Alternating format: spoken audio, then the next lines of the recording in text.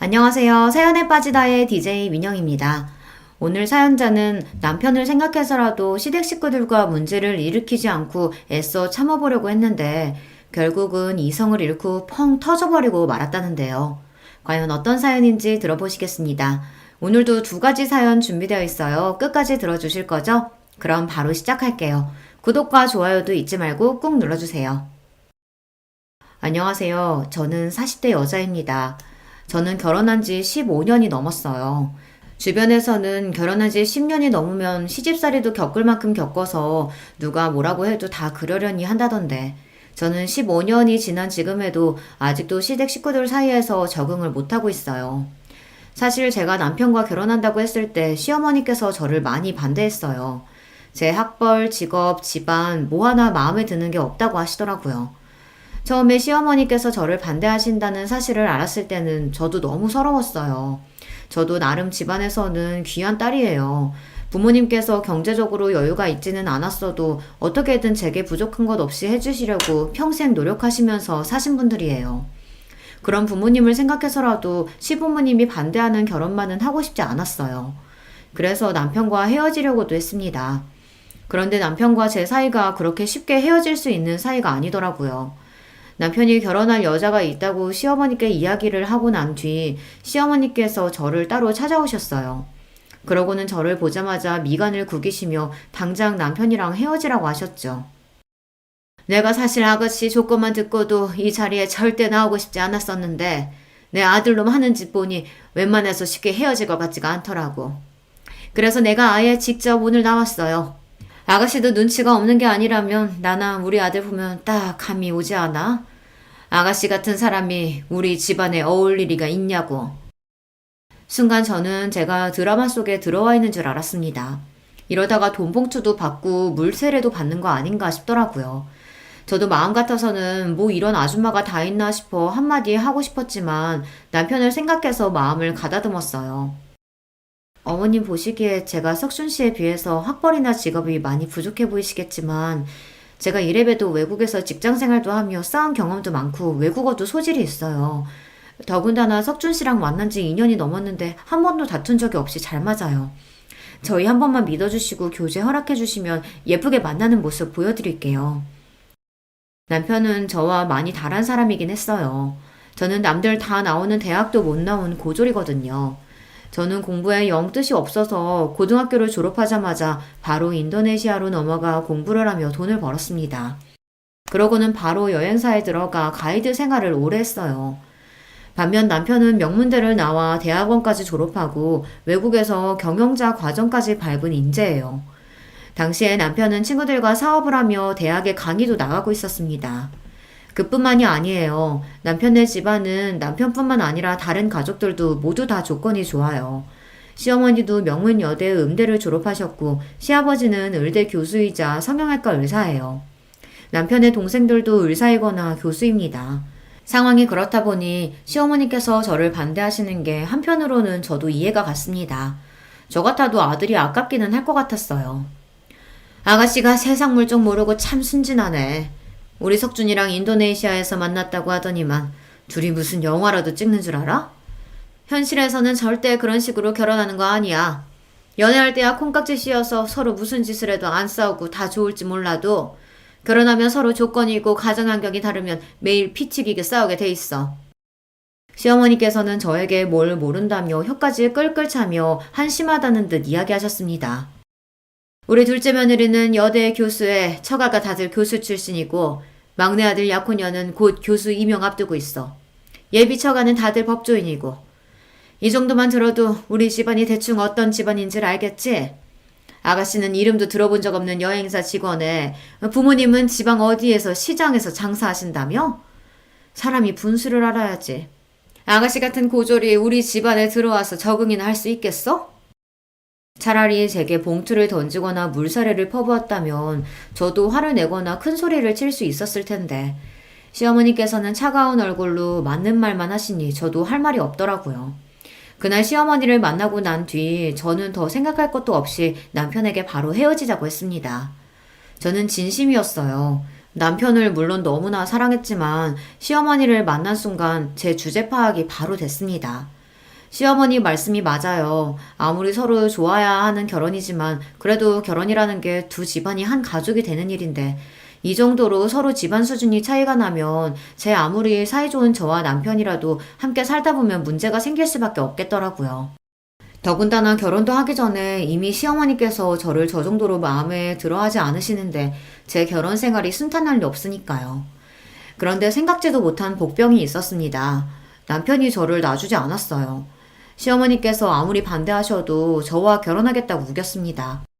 제가 남편에게 헤어지자고 하자마자 남편은 집을 나오겠다고 했어요. 부모님과 연을 아예 끊겠다고요. 자기한테 말한 적 없지만 사실 나도 우리 엄마 지긋지긋해. 매일 사람 조건만 보고 판단하고 자기 수준에 맞지 않는다고 생각하면 함부로 무시하고. 안 그래도 엄마랑 살기 싫어서 집 나오려고 했었는데 도저히 못 참겠어. 나 집에서 나올 테니까 우리 같이 살자. 남편은 다짜고짜 집을 나올 테니 둘이 집을 구해서 같이 살자고 했습니다. 저는 남편의 무모함에 놀라 절대 안 되는 일이라고 했지만 마음속으로는 은근 좋았어요. 남편이 나를 이 정도로 사랑하는구나 확인한 것 같아서요. 그래도 저는 끝까지 버텼습니다. 아무리 그래도 그렇지 다 큰 성인이 이렇게 대책도 없이 집부터 나오겠다고 하면 어떡해. 난 남자 부모님이 반대하는 결혼은 절대 안 할 거니까 이런 짓 해도 소용없어. 나 석준 씨랑 헤어질 거야. 지금이야 우리가 서로 좋아서 제대로 된 생각을 못해서 그렇지 석준 씨 어머님 말씀이 맞아. 우린 애초에 어울리지 않아. 결혼해도 행복할 리가 없어. 앞으로의 미래가 뻔하다는 말 저도 싫어하는데 그 순간엔 확신이 들었습니다. 저와 남편이 이렇게 대책 없이 결혼하게 되면 행복할 리 없었어요. 그런데 인생이라는 게 참 제 마음대로 되는 게 아니더군요. 운명인지 하늘의 장난인지 남편과 헤어지겠다고 한 지 며칠 되지 않아 임신 사실을 알게 됐어요. 제가 남편의 아이를 가지게 된 거예요. 그런 식으로 남편과 다시 만나고 싶진 않았지만 어쩔 수 없었습니다.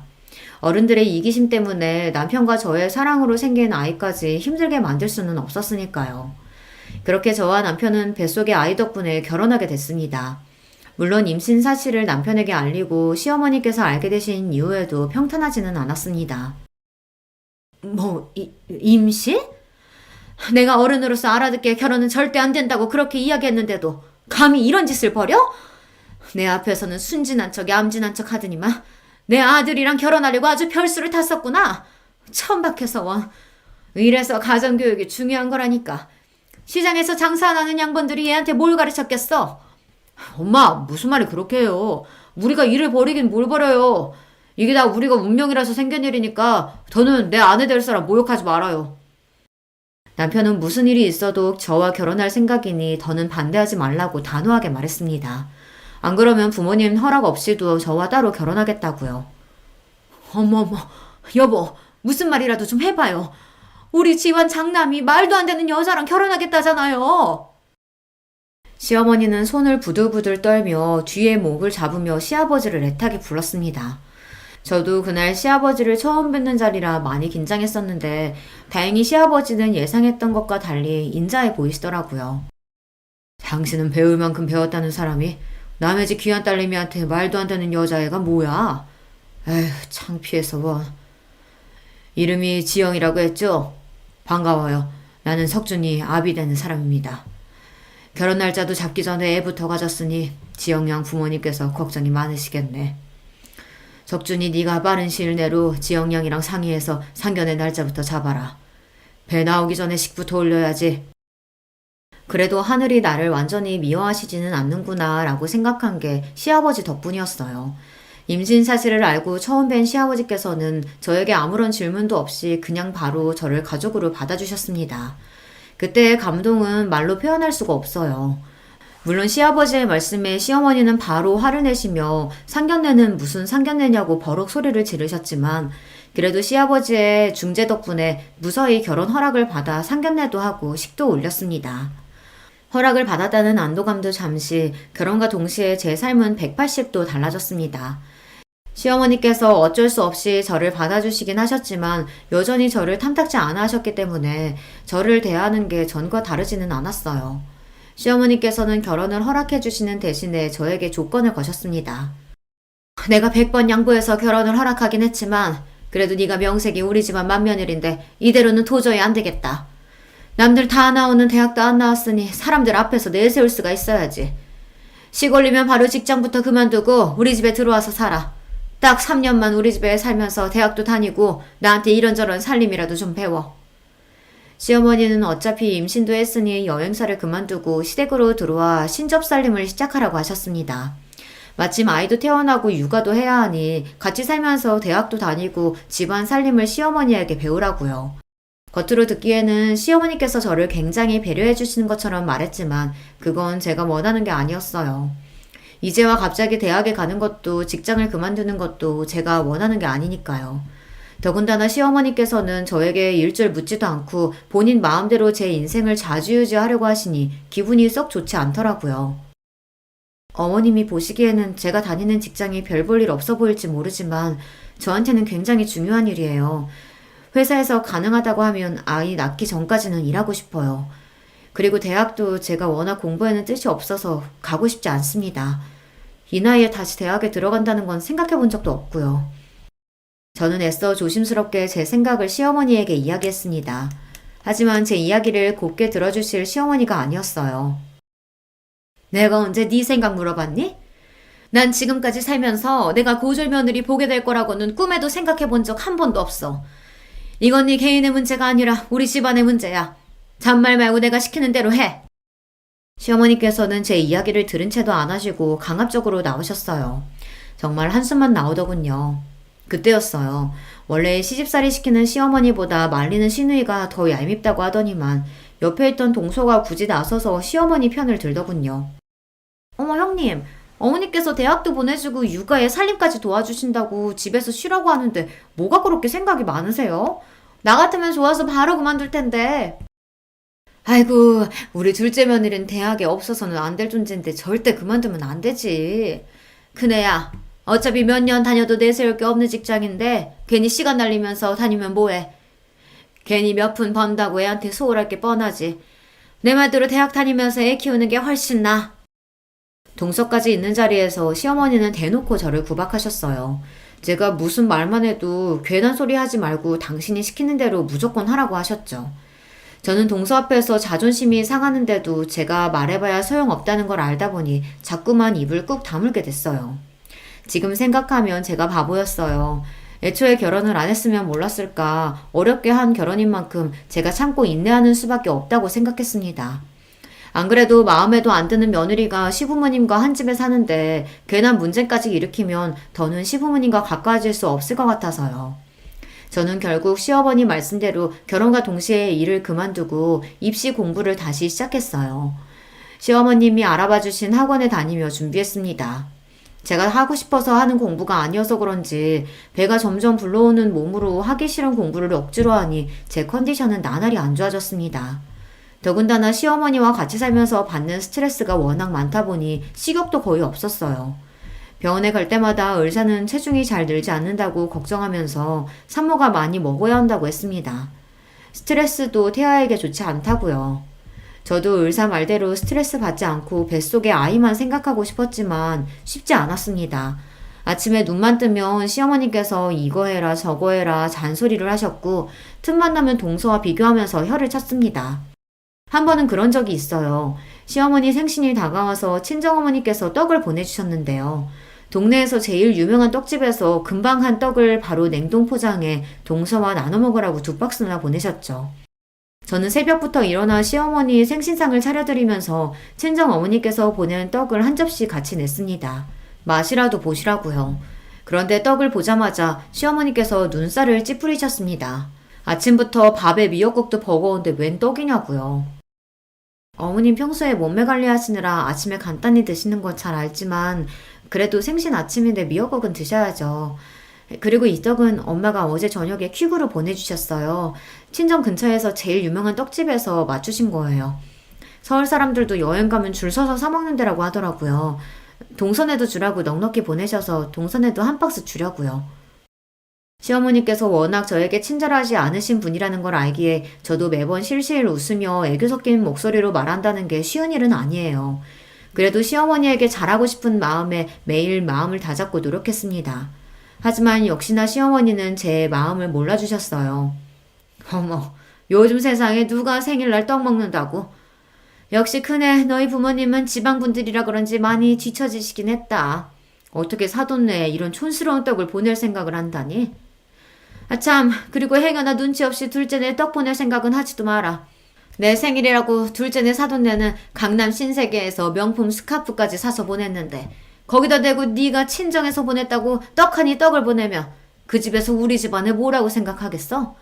창피하게 괜한 짓 하지 말고 제발 좀 가만히 있어. 저도 동서도 둘 다 같은 며느리인데 우리 시댁에서는 위치가 조금 달랐습니다. 동서는 있는 집 딸이고 저는 시댁에서 장사하는 집안 딸이니 수준이 다르다는 소리를 귀에 딱지가 생기게 들어야만 했죠. 남편과 비교하면서 저를 무시할 때는 애써 참았었는데 동서랑 비교하면서 저희 친정 부모님까지 무시하시니 서럽기까지 하더군요. 그날 오후 저는 학원에 가는 길에 쓰러졌어요. 시어머니 생신상 차린다고 며칠 전부터 장보고 음식하느라 무리했더니 몸이 많이 견디질 못했나 보더라고요. 저는 바로 응급실로 옮겨졌고 하마터면 큰일을 치를 뻔했습니다. 병원에서는 유산기가 있다며 무조건 안정을 취해야 한다고 했어요. 저도 그러려고 했던 일은 아니지만 본의 아니게 그 일이 집안에 분란을 만들었습니다. 남편이랑 시아버지께서 난리가 났거든요. 이게 다 엄마 때문이에요. 임신한 사람한테 갑자기 대학을 가라고 우겨가지고 이런 사달이 난 거잖아요. 큰일이라도 났으면 어쩔 뻔했어요. 뭐야? 네 마누라가 몸이 약해 빠져서 비실비실한 걸 가지고 어디 엄마 탓으로 몰아가? 첫째, 네가 말해봐라. 내가 억지로 대학 가라고 시켜서 힘들어서 쓰러진 거니? 어머니, 제가 요즘 이래저래 몸도 힘들고 피곤해서 그랬나 봐요. 걱정 끼쳐서 죄송해요. 결혼하고 시댁에 같이 살면서 남편과 시어머니의 사이가 전보다 더 안 좋아졌습니다. 아무래도 남편이 출근한 사이 저와 시어머니 둘만 집에 있다 보니 남편이 걱정을 많이 했어요. 시어머니가 임신한 저에게 시집살이를 시키는 거 아닌가 해서요. 그러다 보니 남편은 사소한 일에도 일일이 예민해져서 시어머니 앞에서 제 편을 들었습니다. 그럴수록 저는 더 힘들었습니다. 저는 나름 시어머니의 비율을 맞춰가며 잘 지내보려고 노력하는데 남편은 자꾸만 시어머니를 감시하듯 군이 시어머니는 점점 더 저를 미워하시는 것 같았죠. 중간에서 제가 어떻게 해야 할지 몰라 곤욕스러울 때가 많았습니다. 대학에 가겠다고 제가 학원 다니는 걸 남편은 안 그래도 마음에 들어하지 않았었는데요. 그런 일까지 터졌으니 남편은 참지 못하고 어머니께 소리부터 지른 거죠. 평생 엄마가 마음대로 우리 휘두르려고 하는 거 100번 1000번 양보해서 자식이니까 그럴 수 있다 참았어요. 근데 이 사람은 엄마 자식이 아니잖아요. 나가서는 세상 고상한 척 다 하시면서 며느리한테는 왜 그러시는 거예요? 요즘 세상에 시어머니가 남의 자식 데리고 살면서 그렇게 괴롭히면 남들이 욕해요. 김석준, 너 아무리 화가 나도 그렇지. 이 녀석 누가 감히 엄마 앞에서 그런 소리를 해? 며느리가 왜 남의 자식이야? 너랑 결혼했으면 우리 자식이지. 남편과 시어머니가 큰 소리를 내며 싸우는 사이 퇴근하고 돌아오신 시아버지께서 상황을 보고 남편을 나무라셨습니다. 김 교수 말이 그네가 워낙 몸이 약한데 무리해서 뱃속에 아이가 크는 속도가 더디다고 하더라. 공부도 좋지만 지금은 산모랑 아이가 제일 중요할 때니 애 낳을 때까지는 공부고 뭐고 집에서 좀 쉬어. 당신도 본인 욕심 채우자고 며느리 힘들게 하지 말고 그냥 좀 놔둬. 임신했을 때부터 시아버지께서 잘 아시는 교수님에게 진찰을 받았기 때문에 누구보다 제 상태에 대해 시아버지께서 가장 잘 알고 계셨어요. 그러다 보니 시아버지께서는 저를 볼 때마다 노심초사하셨습니다. 안 그래도 제가 허약한 체질이라 임신했을 때부터 걱정이 많았었는데 쓰러졌다고까지 하니 앞으로 출산 때까지는 아무것도 하지 말고 꼼짝도 하지 말라고 하셨습니다. 그런 상황을 시아버지께서 달가워하실 리 없었습니다. 아이고, 누가 보면 내가 며느리 하나 잡는 줄 알겠네. 첫째 너는 좋겠다. 남편의 시아버지까지 다들 네 편만 들어서? 가족끼리 편이 어딨다고 네 편 내 편 소리하고 있어. 당신 자꾸 가족끼리 편가르기 하고 그럴 거야? 아, 나도 몰라. 나도 이제 남편이고 아들이고 다 필요 없어. 내가 뭘 어쨌다고 다 내 잘못이래? 시어머니는 시아버지와 남편이 모두 상황도 모르고 다 제 편을 든다며 억울하다고 투덜거리며 방으로 들어가 버렸어요. 그러고는 아예 방에서 나오지 않으셨습니다. 그런데 시어머니 생신 바로 다음날 동서가 집에 찾아왔더라고요. 시어머니 생신 때 못 왔다고 비싼 호텔 케이크를 사서 말이죠. 어머니, 제가 어제 왔어야 했는데 요즘 시험 기간이라 일이 너무 많은 거 있죠? 하루 늦었지만 우리 케이크 같이 먹어요. 어머니 신라 호텔 케이크 좋아하시잖아요. 아이고, 사돈이 스카프도 보내주고 둘째 네가 용돈도 보냈으면서 뭐하러 오늘까지 왔어. 근데 나처럼 며느리 시집살이 시키고 구박하는 시어머니가 이렇게 좋은 케이크 먹을 자격이 있나 모르겠다. 평소 시어머니께서 저에게 냉랭하게 구실 땐 원래 성격이 냉랭하신 분인가 싶다가도 동서를 대하는 걸 보면 전혀 그렇지 않았어요.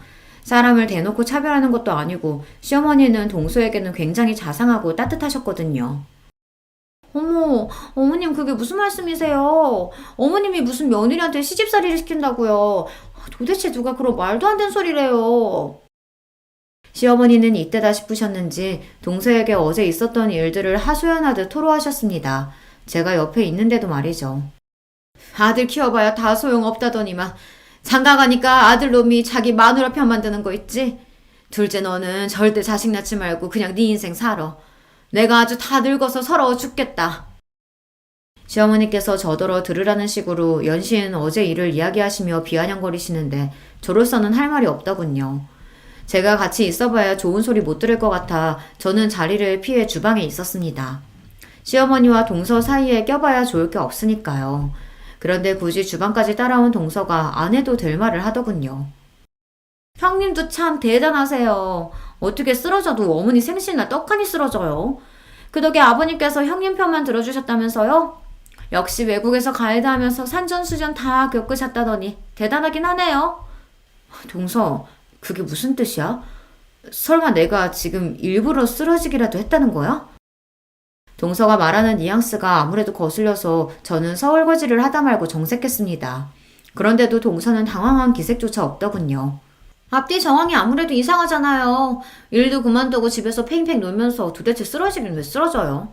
연신 학원 다니기 싫다고 하더니만 가기 싫어서 일부러 쓰러진 거 아니에요? 동서가 뭘 한다고 이래? 그래, 뭐 나도 솔직히 학원 다니기 싫었어. 그렇다고 그런 집까지 버릴 정도로 나 영악한 사람 아니거든? 동서야말로 엄연히 내가 손윗 사람인데 왜 자꾸 버릇없이 덤비고 그래? 시어머니한테 구박 맞은 것도 짜증나 죽겠는데 동서까지 저를 무시하니 참을 수가 없더군요. 와, 어머니 앞에서는 찍소리도 못하시더니만 형님 성격 보통이 아니시네요. 손윗동서라고 지금 저더러 형님 대접해달라는 거예요? 하긴 이 험난한 사회에서 고졸로 버티며 산다는 게 쉬운 일이 아닌데 악착같이 버티면서 아주버님 같은 분까지 꼬신 걸 보면 보통일 리가 없죠. 거실에 시어머니도 계시니 저도 웬만하면 참으려고 했습니다. 그런데 저도 사람인지라 동서가 얄미운 입으로 고조를 어쩌고 하는데 도저히 참을 수가 없더군요. 안 그래도 몸도 안 좋아서 예민한 와중에 동서가 자꾸만 사람을 건드리니 저도 모르게 욱했습니다. 동서, 명색이 교수라는 사람이 왜 이래? 할 말 못할 말 구분도 못해? 그래 너 지금 내 앞에서 뭐 하는 거니? 어디 할 짓이 없어서 아래 동서한테 소리를 질러? 너희 친정에서 그렇게 가르쳤니? 제가 아둔했습니다. 시어머니든 동서든 그 집에 제 편이 없다는 것 정도야 충분히 알고 있었으면서 제가 참지 못하고 욕먹기 딱 좋은 짓을 하고야 말았어요. 그 자리에서 시어머니에게 못해도 30분 동안 내내 구방을 당했습니다. 네가 밉다 하니까 아주 이제 미운 짓만 골라서 하는구나. 네가 뭐가 잘났다고 감히 형님 흉내 내면서 둘째를 잡아잡기를.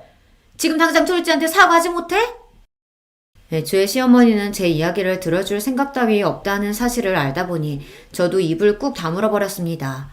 순간 서러움이 북받쳐 눈에 눈물이 가득 고였지만 울지 않기 위해 꾹 참았습니다. 시어머니는 동서에게 당장 사과하라고 다그치셨지만 저는 동서에게 사과할 생각이 전혀 없었어요. 어머님 아니에요. 저는 형님 걱정돼서 이야기한 건데 형님은 기분이 좀 상하셨나 봐요. 제가 죄송해요 형님. 다시는 형님 일에 간섭 안 할게요. 원래 많이 배우고 똑똑한 것들은 다 저런 거예요. 동서는 시어머니의 등장과 함께 금세 표정을 바꾸더니만 실실 웃으며 자기가 잘못했다고 하더군요. 그 순간 저는 확실히 알았습니다. 시댁에서의 저의 위치가 어느 정도인지 말이죠. 시어머니는 제가 아이를 가지는 바람에 어쩔 수 없이 남편과 결혼시켰지만 저를 며느리로 인정할 생각이 없으셨어요. 처음부터 저를 무시하고 하대하면서 그 순간을 즐길 생각으로 저를 곁에 두고 괴롭히신 거죠. 제가 어떤 노력을 한들 시어머니에게 며느리로서 인정받는 날은 오지 않을 거라는 걸 저는 알고 있었습니다. 시어머니에게 벗어나려면 제가 남편과 이혼을 해야 하는데 그럴 수는 없으니 제가 참고 사는 수밖에 없었죠. 그렇게 생각을 정리하고 나니 저도 감정이 무뎌지고 그 상황에 익숙해졌습니다. 시어머니와 동서의 무시에 한 번씩 욱할 때가 있긴 했지만 남편과 아들만 생각하면서 우리 세 식구 행복하게 사는 데에만 집중하기로 했어요. 그렇게 시간이 흘러 저와 남편은 시댁에서 분가해 나왔고 아들도 많이 자라 학교에 들어갔습니다. 시댁에서 나올 때까지도 시어머니와의 사이는 여전했어요. 아이를 낳고 키우는 과정에서도 시어머니와 이런저런 문제가 많았지만 그 정도는 저에게 이제 문제도 아니었습니다. 진짜 문제는 시어머니의 그런 태도 때문에 동서들까지도 저를 무시했다는 겁니다. 동서가 하나만 있을 때는 그래도 시어머니가 저를 무시하고 구박하면 훈수를 두는 정도였는데 막내 동서가 들어오고 나서는 막내 동서까지 쿵짝이 맞아 사람을 바보로 만들었다는 겁니다. 동서 둘 다 대학 교수예요. 그러다 보니 둘이 아주 가깝게 지냈습니다. 제가 아들을 낳고 집에서 시어머니에게 시집살이를 당하며 사는 동안 동서들은 아이도 안 낳고 열심히 일하며 시어머니에게 예쁨까지 받았어요. 동서들보다 제가 부족한 걸 알면서도 저보다 잘난 동서들을 볼 때마다 자격지심이 생겼어요.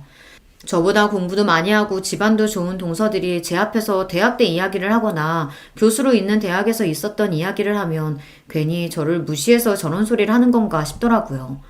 그런 기분이 들 때마다 저는 입을 꾹 다물어버리고 자리를 피해버렸습니다. 제가 도망치듯 방을 나오면 방 안에서 동서들의 웃음소리가 들리는데 그것마저 저를 괜히 비웃는 건 아닌가 싶었죠. 그러던 어느 날이었습니다. 시댁에 일이 좀 있었어요. 시어머니께서 갑자기 쓰러지셔서 병원에 입원하게 됐습니다. 기립성 저혈압이라 순간 정신을 잃으신 거라고 하더라고요. 다행히 큰 병은 아니었지만 평소 건강하셨던 시어머니께서 갑자기 쓰러지셨으니 가족들이 많이 놀랐어요. 특히 저희 남편이 많이 힘들어했어요. 저와 결혼하면서 남편과 시어머니 사이가 많이 안 좋아지기도 했고 저와 시어머니 사이에 일이 있을 때마다 남편이 나서서 제 편을 드느라 종종 다투는 일도 있었으니 아들로서 더 죄송스럽고 힘든가 보더라고요. 남편이 힘들어하는 모습을 곁에서 보니 저도 괜히 더 남편에게 미안하고 시어머니에게 죄송한 마음이 들었습니다. 저도 티를 내지는 않았지만 그동안 알게 모르게 시어머니를 미워하는 마음도 있었으니까요. 막상 시어머니께서 아파서 힘들어하는 모습을 보니 저도 마음이 아프고 힘들었습니다. 그래서 마음을 다잡고 시어머니를 챙겼어요. 퇴원하시는 시어머니를 댁에 모셔다 드리고 그 다음날부터 드실 반찬이랑 간식거리들을 아침마다 가져다 드렸어요. 평소 어머님께서 하시는 음식만큼은 아니지만 그래도 제가 어머님 반이라도 흉내내보려고 노력했으니 한번 드셔보세요. 시어머니께서 워낙 음식 솜씨가 좋으세요. 거기다가 성격도 꼼꼼하셔서 살림도 너무 잘하시죠. 그러다 보니 다른 사람이 하는 음식이나 살림은 못 믿어하세요. 그래서 저도 시어머니와 같이 사는 동안 제가 힘든 부분이 많았지만 막상 분가에 나와서 제가 직접 살림을 해보니 시어머니께 배운 게 많이 도움이 되더라고요. 음식도 마찬가지고요. 어머니께서 당분간은 좀 쉬셔야 할 것 같아 저 나름대로 시어머니 음식 솜씨를 흉내내서 차렸습니다. 준비하면서도 시어머니께서 마음에 안 들어 하실 거라는 걸 알았지만 그래도 시어머니를 걱정하는 제 마음만은 표현하고 싶었어요. 어머, 이거 정말 다 안 사고 큰애 네가 한 거니? 그거 어디 유명한 식당에서 사온 것 같다. 시어머니에게 처음 받는 칭찬이었습니다. 빈말이라고는 안 하시는 시어머니께서 너무 맛있다고 밥 한 공기를 다 비우시더라고요. 더 믿을 수 없었던 건 동서들이 유명한 셰프가 운영하는 식당에서 사왔다는 음식이랑 디저트도 마다하고 제가 해온 음식만 드셨다는 겁니다. 안 그래도 입이 깔깔하니 입맛이 없었는데 오랜만에 너무 잘 먹었다. 아무리 제가 잘하려고 노력해도 동서들만 예뻐하셨는데 시어머니께서 무슨 일인가 싶었습니다. 그런데 나중에 남편에게 들었는데 시어머니께서 병원에 입원하셨을 때 제가 왔다 갔다 하며 어머님 목욕도 시켜드리고 식사 때마다 와서 챙겨드린 게 아무래도 좋으셨던 것 같다고 하더라고요. 자식이라고 아들 셋에 며느리도 셋이나 있는데 저만 병원에 와서 챙겼다고요. 그 이야기를 듣는데 괜히 마음이 다 뭉클했습니다. 시어머니께서 이제라도 제 마음을 알아주는 것 같았거든요. 그런데 그런 이야기를 듣고 가만히 있을 동서들이 아니었죠. 형님도 참 대단해요. 지난 10년 동안 어머님께 구박이라는 구박은 다 당하면서 사셨으면서 반찬까지 싸다 바치고 싶으세요? 그러게요. 저 같으면 대학 못 나왔다고 무시하고 사돈네 못 산다고 그렇게 대놓고 무시하면 미워서라도 아프든지 말든지 신경도 안 쓸 것 같은데. 형님은 참 배일도 없으시네요. 동서들 말이 듣기 좋지는 않았지만 틀린 말도 아니었습니다. 동서들도 알아요. 그동안 시어머니께서 저에게 어떻게 했는지 말이죠. 시어머니는 동서들 있는 앞에서도 툭하면 제가 고졸이라 마음에 안 든다는 둥, 돈 없으면 저렇게 자식이 대학도 못 가고 고생만 하는 거라는 둥, 그런 식의 막말을 했거든요. 그럴 때마다 저도 시어머니가 믿고 원망스러웠지만 시간이 많이 지났고 저도 이제는 자식까지 키우는 어른이니 너그러운 마음으로 살기로 했습니다. 얼마 뒤 시아버지 생신이라 식구들이 모두 다 시댁에 모였어요. 시아버지 병원 직원들도 많이 온다고 해서 저는 일찍부터 시댁에 가서 음식 준비하느라 여념이 없었습니다. 시어머니께서 음식할 사람이 부족하다고 저더러 일찍 오라고 하셨거든요. 손님들 온다고 괜히 불편한 옷 입고 꾸미고 올 생각하지 말고 아침에 일어나면 세수만 하고 일찍 와라. 내일 손님 많아서 음식할 사람 부족해. 집에서 노는 사람이라고는 너랑 나 둘뿐인데 줄이 나서서 해야지. 시아버지 생신은 매년 집안의 큰 행사예요. 시아버지 병원 직원들부터 대학 동기 친구분들까지 30명은 좋게 오시거든요. 그렇다 보니 시어머니께서 아무리 몸이 좋지 않아도 이날만큼은 쉬실 수가 없었습니다. 엄마, 윤희 엄마가 놀기는 왜 놀아? 이 사람도 바쁜데 힘들게 왜 일찍부터 오라고 해요? 출장 뷔페 부른 거 아니었어? 시어머니와 제가 통화하는 소리를 들은 남편이 재빠르게 제 핸드폰을 뺏어봤더니 시어머니에게 따지듯 말했습니다. 아이고, 이 팔불출 또 시작이다. 엄마 혼자 준비하려면 힘든데 맏며느리가 시아버지 생신에 좀 일찍 와서 음식 좀 하면 안 되냐? 역시나 남편의 한마디에 시어머니는 큰 소리를 치셨어요. 네, 어머님. 이 사람이 또 괴한 소리를 했어요. 제가 알아서 일찍 준비해서 갈게요. 걱정하지 마세요. 행여나 또 남편과 시어머니가 싸우기라도 할까 제가 얼른 전화를 받아 내일 일찍 가겠다고 말했습니다. 시어머니께서 몸이 많이 안 좋아지면서 그래도 전보단 저에게 많이 의지하고 편하게 대해주셔 조금이나마 가까워진 것 같았는데 그런 와중에 남편이 싫은 소리 한 번 했다가 행여나 공든탑이 무너질까 저는 안절부절 못했습니다. 그러다 보니 시아버지 생신이 더 신경 쓰였어요. 이왕 하는 거 확실히 해서 이번 기회로 시어머니와 더 가까워지자 싶었거든요. 저는 시아버지 생신날 일찍 시댁에 도착해 시어머니를 도와 음식 준비와 꽃장식을 했어요. 시어머니께서 워낙 꼼꼼한 성격이시라 출장 뷔페를 불렀다고 해도 시아버지께서 좋아하시는 음식들은 무조건 본인이 준비하셨거든요.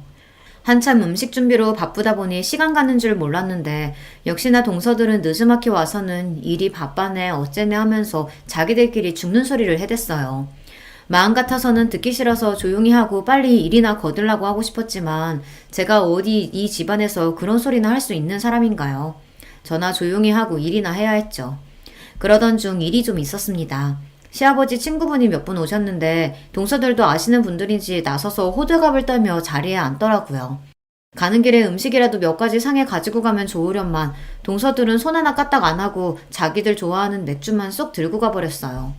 얄밉지만 어쩌겠어요. 제가 말해도 동서들이 들을 리 없으니 혼자 다 해야 했죠. 잠시 뒤 시아버지 병원 직원 몇 분이 밖에서 동서들에게 하는 소리가 들렸는데 그게 기가 막혔습니다. 저희 오늘 너무 바빠서 밥도 못 먹고 이래서 그런데 음식 좀 먼저 가져다 먹어도 돼요? 어머, 그럼요. 주방 안에 들어가면 일하는 아줌마 있으니까 그분한테 좀 상 좀 차려달라고 하세요.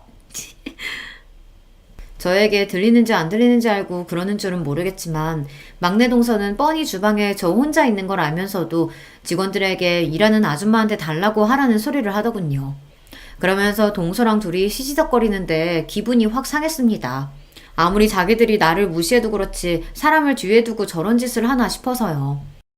저는 듣다 기분이 상해 먼저 음식을 들고 나갔습니다. 그리고는 주방 앞에 있던 병원 직원에게 인사를 하고 쟁반은 막내 동서에게 던졌어요. 동서는 직원분들 배고프시다는데 왜 그렇게 멍하니 서 있어? 빨리 이거 좀 가져다 드려. 사람들 앞에서 저를 무시하려고 한 게 기분이 상해 저도 유치하지만 복수했어요. 같은 며느리인데 하루 종일 저만 일하고 자기들은 꼿꼿하게 서서 잘난 척만 하는 게 재수가 없어서요. 제가 그렇게 나올 줄은 몰랐는지 동서들 얼굴이 새빨개지더군요. 뻔하죠. 제가 감히 자기들한테 일을 시킬 줄은 몰랐던 거예요. 저도 이제 될 대로 되라였습니다. 동서들이라고 둘이 붙어서 사람을 매번 바보로 만드는데 저라고 매번 참아줄 필요는 없으니까요. 어머, 안녕하세요. 저번에 병원에서 뵀는데 원장님 첫째 며느님이시죠? 그때 해다 주신 쿠키 너무 잘 먹었어요. 솜씨가 진짜 좋으시더라고요. 아니에요. 동서 뭐해? 빨리 가져다 드려. 동서들은 병원 사람들이 당연히 저를 모를 거라 생각하고 일하는 사람으로 속여 놀릴 생각이었겠지만 사실 저도 시아버지 병원에 자주 왔다 갔다 해서 웬만한 직원들은 얼굴을 다 알아요. 병원 직원들이 저를 알아보고 이야기를 나누자 동서들은 입술을 삐죽거리더니 일그러진 얼굴로 쟁반을 들고 나갔죠. 그 모습을 보는데 저도 은근 속이 시원하더라고요. 그런데 잠시 후 생각지도 못한 일이 있었습니다. 조금 전 일로 동서들이 배알이 잔뜩 꼬였는지 주방으로 들어온 동서들이 작정하고 저에게 재수없는 짓거리를 해댔어요. 손님들이 거의 다 도착해서 바쁘게 쟁반을 담고 있는 제 옆에서 둘이 영어로 중얼거리더라고요. 처음엔 또 뭐하는 짓인가 하고 넘겼는데 들으면 들을수록 기분이 이상했습니다. 저를 향해 뭐라고 떠들기 시작하더니만 자기들끼리 킥킥거리며 웃더라고요. 그 모습에 저는 너무 황당해서 동서들에게 지금 뭐하는 거냐고 물었어요. 그러자 동서가 저를 향해 비웃듯 입술을 실룩거리더라고요. 아, 맞다. 형님은 영어 전혀 모르죠? 저랑 동서가 둘 다 유학하다 보니까 둘이 있을 땐 영어가 편해서요. 우리도 모르게 영어로 얘기했네요. 뭐 어때요? 어차피 형님은 한국말로 해도 못 알아들을 얘긴데. 동서들은 원래 자기들끼리는 영어로 대화하는 게 편하다고 하며 저더러 못 알아듣는다고 대놓고 사람을 비웃더군요. 순간 저는 얼굴이 붉어지다 못해 금방이라도 터질 것처럼 뜨거웠어요. 다른 건 몰라도 제가 고졸이라 사람들보다 못 배웠다고 무시하는 건 제가 받아칠 말이 없었거든요. 저는 순간 감정이 몰아치며 금방이라도 눈물이 왈칵 쏟아질 것 같아 그 자리에 도저히 있을 수가 없었습니다.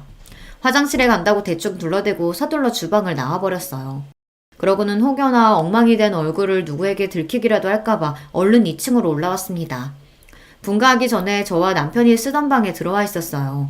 그런데 그때 밖에서 인긴척이 나더니 누군가 방문을 열었습니다. 저는 얼른 눈을 비비고 자리에서 벌떡 일어났어요. 문을 열고 들어온 사람은 다름 아닌 시아버지였습니다. 시아버지는 방에 덩그러니 혼자 있는 저를 보고 놀라서 걱정스러운 얼굴로 다가오셨습니다. 첫째야, 너 혼자 여기서 뭐하고 있어? 시아버지의 인자한 목소리에 애써 붙잡고 있던 마음이 우르르 무너지는 것 같았어요. 저도 모르게 참고 있던 눈물이 쏟아지고 말았습니다. 아버님, 저 진짜 죽고 싶어요. 너무 화나고 억울해서 도저히 이대로는 못 있겠어요. 남편 앞에서도 흘려본 적 없는 눈물을 시아버지 앞에서 흘리고 말았어요. 그것도 거의 오열을 하면서요. 제 갑작스러운 행동에 당황한 시아버지는 도대체 무슨 일이 있었던 거냐고 물으셨습니다. 저는 그제야 정신을 차리고 아니라고 괜찮다고 애써 눈물을 감춰보려고 했지만 이미 소용이 없었어요. 시아버지는 왜 그런 건지 지금 당장 이야기하라고 하셨습니다. 네가 웬만한 일로 이러래야? 뭐가 그렇게 서럽고 억울해서 그래? 얘 괜찮으니까 얼른 얘기해봐. 내가 다 해결해 줄게. 저는 당황해서 우물쭈물하다 결국은 그동안 있었던 일을 다 이야기했습니다. 동서들이 저를 만날 때마다 얼마나 무시했는지 말이죠. 시아버지께서는 가만히 제 이야기만 듣고 계셨어요. 그러고는 아무 말 없이 제 등을 토닥여 주시더니 바로 남편에게 연락해서 저를 데리고 가라고 하셨습니다. 저는 어리둥절한 상태로 남편과 집에 돌아왔어요. 그런데 다음날 아침 말도 안 되는 일이 제 눈앞에 벌어졌습니다. 아들을 등교시키고 집에 돌아왔는데 동서 둘이 우리 집 현관 앞에 서 있더라고요. 저는 동서들 얼굴을 보자마자 기분이 상해 쳐다보지도 않고 집 안으로 들어가려고 했습니다. 그러자 동서가 제 손을 덥석 잡더니 따라 들어오더라고요. 저는 놀라서 지금 뭐 하는 거냐고 소리쳤어요. 그런데 그때 우물쭈물하고 있던 동서들이 갑자기 바닥에 무릎을 꿇고 앉더라고요. 저희가 생각이 짧았어요. 저희는 그냥 형님이랑 허물없이 지내고 싶어서 그런 건데 형님이 그렇게 힘들어하신지는 생각도 못했어요. 저는 순간 어안이 벙벙해서 도대체 이게 무슨 일인가 싶었습니다. 맞아요, 형님. 저희는 그냥 형님이랑 친하게 지내고 싶어서 그런 건데 기분 나쁘셨다면 너무 죄송해요. 제발 저희 용서하시고 아버님께 우리 다 풀고 화해했다고 잘 좀 말씀드려주세요. 막내 동서가 아버님까지 운운하며 이야기를 하는 거 보니 아무래도 아버님께 혼났다 보다 싶었죠. 알고 보니 어젯밤 시아버지께서 저를 집에 보내고 나서 동서들을 불러 아주 호통을 치셨나 봐요.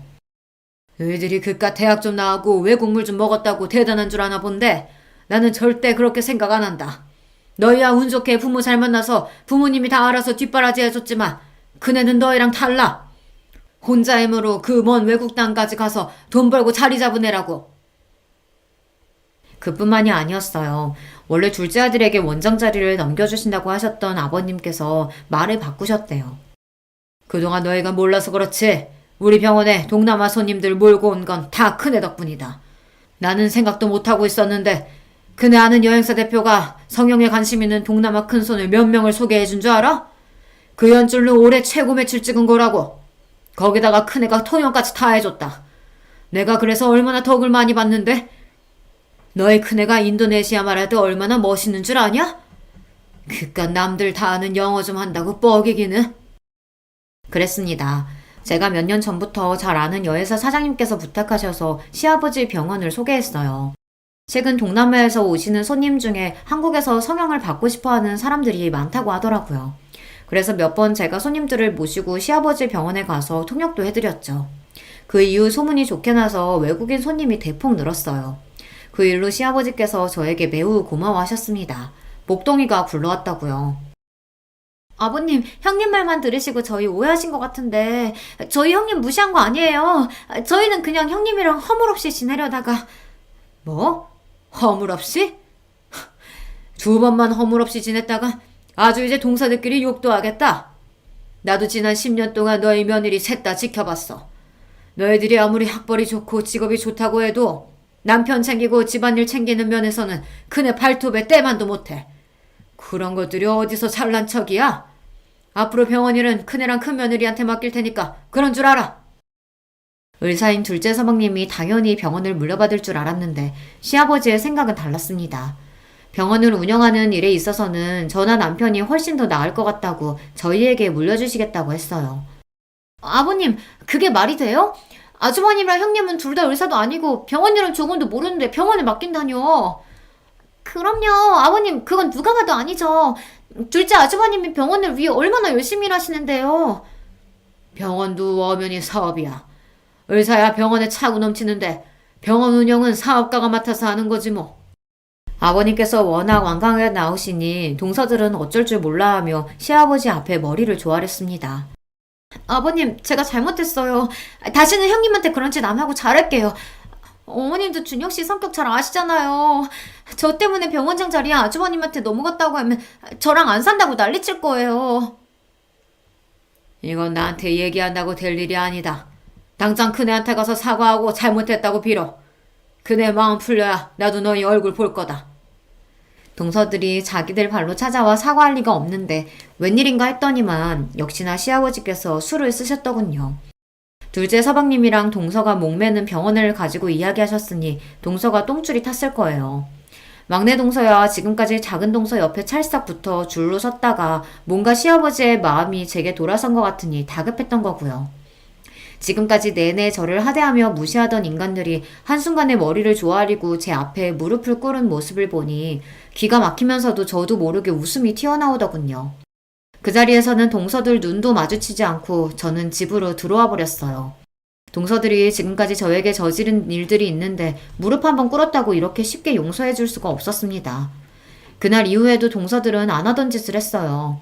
저에게 어울릴 것 같다며 스카프며 가방을 사들고 와서는 살살 꼬리를 흔들며 여우짓을 했습니다. 이거 요즘 제일 핫한 브랜드인 거 아시죠? 백화점에서 딱 본 순간 형님한테 딱이겠다 싶어서 제가 바로 결제해달라고 했어요. 잘했죠? 형님한테 너무 잘 어울리겠다. 형님, 이제 마음 좀 푸시고 작은 형님 사과 좀 받아주세요. 그래요, 형님. 저희가 공부만 하느라 세상 물정이라고는 몰라서 그런 거니까 조금만 너그럽게 이해해주세요. 그리고 아주버님은 지금 하시는 사업도 잘 되시는데 굳이 병원 일까지 하실 필요 없잖아요. 그런 일은 그냥 저희한테 맡기세요. 동서들의 속이 뻔히 다 보였습니다. 시아버지께서 완강하시니 대충 저에게 사과하고 넘어갈 생각이었죠. 사업 잘 되니까 이럴 때 다른 사업도 해보는 거지 뭐. 나도 병원에 몇 번 손님 소개하면서 왔다 갔다 하다 보니까 은근 재밌더라고. 이 김에 그냥 나랑 남편이 본격적으로 맡아서 병원 운영해보는 것도 나쁘지 않을 것 같아. 제 말에 눈이 동그래져서 동공이 마구 흔들리는데도 동서는 애써 표정을 가다듬으며 실실 웃었습니다. 마음 같아서는 저에게 소리를 버럭 지르고 싶겠지만 꾹 참고 있는 게 보였어요. 그 이후로도 내내 동서들은 틈만 나면 찾아와 저에게 온갖 아부와 선물 공세를 했습니다. 저는 그냥 이 상황을 즐기고 있어요. 사실 저나 남편이나 병원 운영에 딱히 관심은 없어요. 남편도 작은 서방님이 맡으시는 게 당연하다고 생각하고 있습니다. 하지만 동서들이 워낙 저에게 했던 짓이 괘씸해서 당분간은 즐기기로 했습니다. 이 기회에 동서들 버릇을 똑똑히 고쳐주려고요. 제가 잘하고 있는 거 맞겠죠? 여러분께서 저에게 잘하고 있다고, 조금만 더 동서들에게 복수하면서 즐겨도 된다고 응원하는 글 많이 댓글로 남겨주시면 저에게 큰 힘이 될 것 같습니다. 두서없이 써내려간 제 이야기 끝까지 들어주셔서 감사합니다. 여러분의 가정에는 언제나 화목한 일만 가득하시길 바랄게요. 반갑습니다. 저는 경기도에 살고 있는 30대 중반의 여자입니다. 제가 워낙 말솜씨가 없는 편인지라 재밌게 이야기하는 법을 모르는데요. 사연을 보내는 건 써두고 몇 번이나 고쳐 적을 수 있으니 용기가 생겨서 이렇게 한번 도전해보게 되었습니다. 이 이야기는 몇 달 전 저에게 있었던 웃지 못할, 그러나 생각하면 어이없이 웃음이 나오는 일인데요. 여러분께 한번 들려드리도록 하겠습니다. 전 지금 여성 속옷 사업을 하고 있어요. 규모는 정확히 말할 수 없지만 그래도 이름을 말하면 업계 쪽에선 꽤 알아주는 정도죠. 매출이 얼마인지, 제 연봉이 얼마인지, 자산을 얼마 정도 가졌는지는 우리 신랑도 몰라요. 제가 말한 적이 없거든요. 돈 얘기는 가족끼리여도 선을 그어두는 게 제 철칙이거든요. 통장을 오픈하지는 않아도 상대가 금전적으로 여유로운지 아닌지는 충분히 알 수 있으니까요. 그 정도면 됐다고 생각해요. 이런 철칙을 세운 건 별다른 큰 이유가 있어서 그런 게 아닙니다. 다만 결혼한 부부도 남이 될 수 있고 돈 문제가 걸리면 사소한 다툼도 크게 번질 수 있다는 걸 아니까 사전에 대비하는 거라고 보면 되겠네요. 부부 사이에 계산적으로 굴게 되는 것도 싫고요. 다행히 남편도 이런 제 생각을 이해해줘서 여태껏 서로의 자산에 대해선 터치하지 않았습니다. 저는 지금 15명의 직원을 두었고 그들의 월급을 넉넉히 챙겨주고도 제가 충분히 가져갈 만큼 안정적인 상황이에요. 무슨 일이든 10년 이상 버티면 프로라고 하던데 저는 이렇게 되기까지 대략 15년의 세월이 걸렸으니 그 말보다 더 긴 시간을 보낸 후에야 꿈을 이뤘네요. 하루는 길게 느껴지는데 15년은 왜 이리 빠르게 느껴지는지 새삼 제가 견디고 이겨내온 세월이 대단하게 보입니다. 이럴 때면 저 스스로한테라도 잘했다고, 그동안 잘 버텨왔다고 다독여주고 싶어요. 장하다, 대견하다, 기특하다 이런 말을 내뱉을 수 있기까지 저는 그간 많은 시행착오와 고난을 지나쳐야만 했습니다. 저는 편부모 가정에서 자랐어요. 부모님이 이혼하시기 전에는 그리 풍족한 편은 아니었어도 평범한 집이었는데요. 아빠가 보증을 잘못 선 이후부터 가세가 급격히 기울기 시작했어요. 그 어마어마한 빚을 해결하지 못한 엄마는 결국 가족 모두가 거리로 내려앉기 전 이혼을 선택했어요. 이미 고등학교에 들어간 언니는 아빠에게 갔고 그보다 어렸던 저는 엄마에게로 가게 됐어요. 언니랑은 그래도 제가 고등학교에 들어갈 때까지 꼬박꼬박 연락을 했었는데 아빠 빚을 갚으려고 학교를 자퇴하고서 일을 시작한다더니 그 이후로 연락이 끊겨버렸습니다. 번호를 알아내려고 해도 방법이 없었고 문자로 알려줬던 주소를 찾아가 보니 이미 또 한 번 이사를 간 후더라고요. 그렇게 40살이 가까워진 지금까지 언니를 만날 수 없었죠. 밖에서 일 한번 해본 적 없던 엄마는 저를 키우기 위해 설거지 일을 시작하셨어요. 매일 아침 7시부터 저녁 8시까지 설거지만 주구장창 해야 하는 허리 한번 피기 힘든 고역이었죠. 엄마는 일을 갔다 오면 걸레로 방을 쓱 한번 훔치고 따뜻한 밥상을 내어주셨어요. 그리고 당신은 소화가 잘 안 된다며 찬밥에 물을 말아 후루룩 드셨죠. 그런 엄마를 보면서 정말 속상했어요. 허리가 아픈지 엄마는 밤새 잠을 뒤척였고 그럼 저는 또 이불 속에 숨어 내내 울었습니다. 그럴 때면 언니가 너무 보고 싶었어요. 언니가 있었다면 엄마가 덜 힘들었을까. 언니가 있었다면 우리 셋이 손을 잡고 잘 수 있으니까 금방 꿈나라로 갈 수 있지 않았을까. 매일 언니가 곁에 있는 상상을 하며 잠들었던 것 같아요. 나이가 들고 성인이 되면서 이 모든 불행은 결국 돈 때문이라는 걸 알았습니다. 우리 가족이 헤어져야 했던 것도, 언니가 연락을 끊고 떠난 것도, 엄마가 매일 밤마다 끙끙 앓는 것도 전부 바로 그 망할 돈 때문이었다는 걸요. 저는 무작정 돈을 벌기로 했습니다. 어디에 쓸지, 뭐에 필요한지는 중요치 않았어요. 무조건 많은 돈을 벌여야겠다는 게 유일한 목표였죠. 하지만 워낙 없이 자란 탓에 어떻게 해야 돈이 모이는지 몰랐어요.